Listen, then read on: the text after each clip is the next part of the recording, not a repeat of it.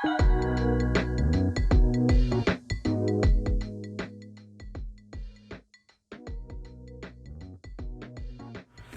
so before we get into shaping the top of the board, I think it's best to actually establish our baseline on our bottom of our board. So there are no steps on the bottom, and we did our best to line up our cork rails so they're flush with our bottom planks.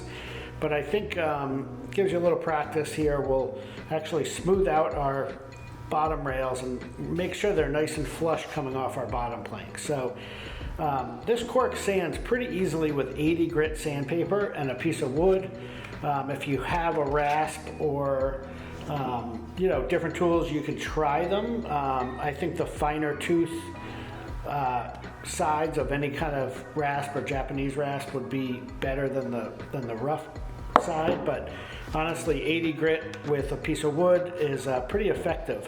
And you will notice that the glue that's squeezed out is a little bit harder to sand than the cork, so you need to be a little careful, take a little more time to sand that down. The other thing we want to pay attention to is as we're sanding, we're going to use our bottom planks as kind of a guide to make sure we're coming straight off.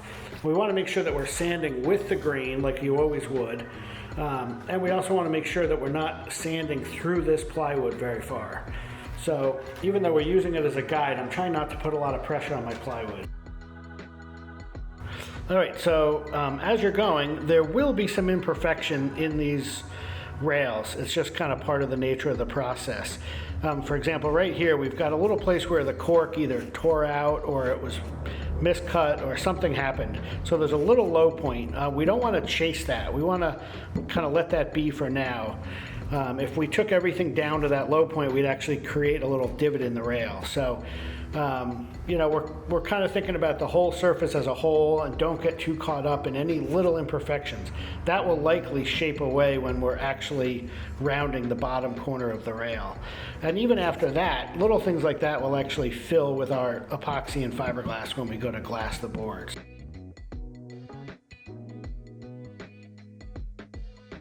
Okay, as we look around the top of the board, I know we've pointed out these steps a few times.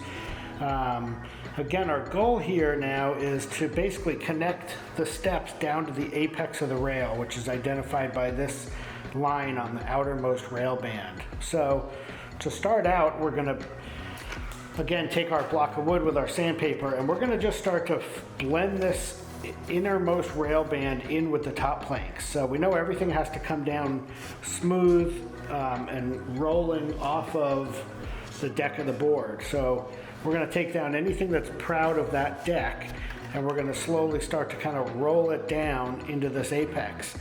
And basically, as long as there's still a step showing somewhere, there's still a little more room to go. But it's important to note that we're trying to create a radius, right? Our surfboard rail wants to have some roundness to it. It's not a straight line from here to here. So while we're connecting the steps down to this apex line, we want to make sure we're connecting that with a radius and not a straight line.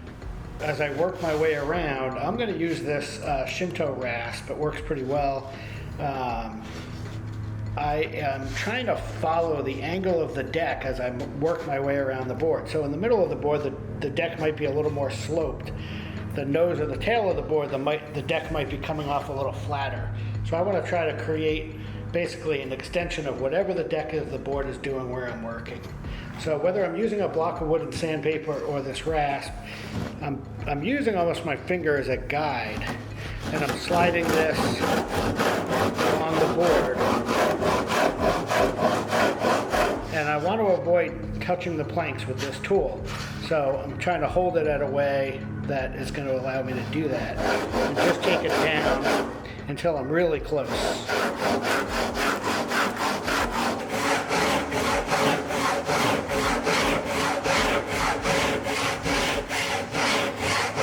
So when I'm using this tool, I am holding it in a way where I can kind of rest my hands on the board, so I'm in pretty good control.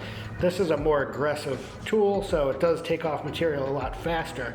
So I want to make sure that I'm really, kind of keeping control of it as I go. So I've got one finger on the rail and my hand up here on the board, and I can work my way down the rail. I'm also keeping it at a little bit of an angle, so it's cutting a little bit nicer.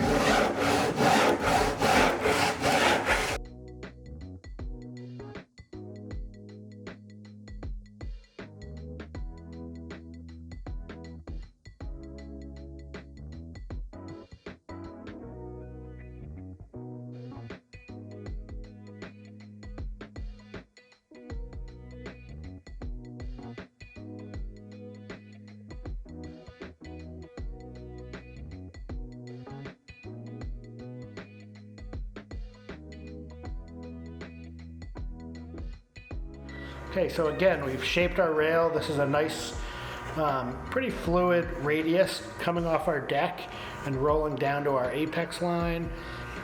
This joint right along our planks is nice and clean, and we haven't sanded through the outside veneer on the plywood and exposed anything below that. So this is all looking really good. So now we'll flip the board over and we'll start working on the bottom rail. This is the part of the rail that's a little tricky to talk about, but it's also a place that is pretty critical to how the board's going to function, almost more than the rest of the shape of the rail. So to start off, we like to kind of mark the boards or think of the boards in thirds. So the tail area from around the fin area, that's going to have one type of rail shape. The middle of the board, where it's nice and soft and round, is going to have a kind of a different rail shape, a little thicker and fuller. And then as the board gets thinner in the nose, it's going to be a tighter radius once again. So just as a quick reference, almost as a reminder, we're just putting a little pencil line near where the fins are going to be, and again kind of up here near the nose. And this is just to, you know, get our head thinking about 3 sections of the board that we want to shape a little bit differently. Okay, when we get ready to shape, we're going to do most of our shaping once again with either a rasp or a block of wood with some 80 grit. And the best way to shape is to think about the rails, you know, as we're creating basically a radius. The easiest way to shape a radius and keep things kind of under control and symmetrical from side to side is to work in a series of bevels. So when we create a bevel on each side of the board, it's a calculated amount of area that we're creating. We'll be able to see it and almost measure it and make sure that it's the same from side to side. So we're going to start off by creating a bevel on this rail, and that bevel is going to be wider in the middle of the board where the board's thicker and the rail is fuller, and that bevel is going to get smaller at both ends because the radius of our rail is smaller at both ends. Okay, as we get going here, I like to take whatever tool I'm using, and we're going to basically hold it at about a 45 to the bottom of the board. And I use my fingers, I use my hand as a bit of a guide to make sure every pass I take is staying on the same angle. Because right now, we're trying to create a flat surface that's at a 45 degree to the bottom of the board.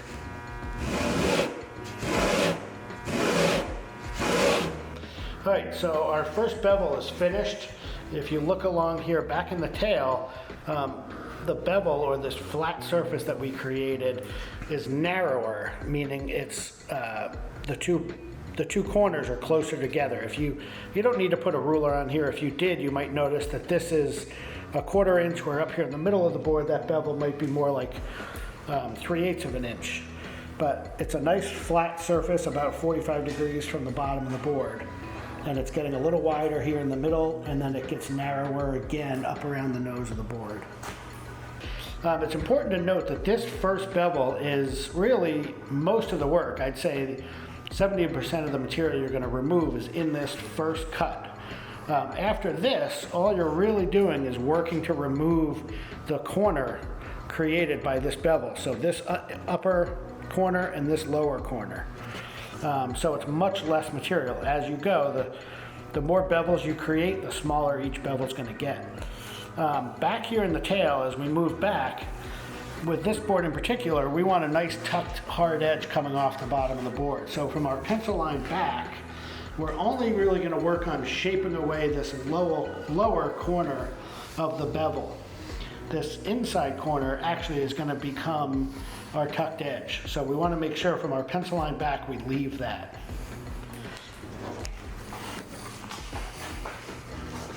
So now I'm going to hold my tool at a lower angle. I was at 45, now I'm gonna go at more like a 22-degree angle. Again, you don't need to really measure this. You know, take it slow and just kind of go by what feels right. And just a few passes on that one and a few passes on this lower one. And then a couple passes just making it round, and you're pretty much there. Once you've done your whole board, take a little block of wood and some sandpaper,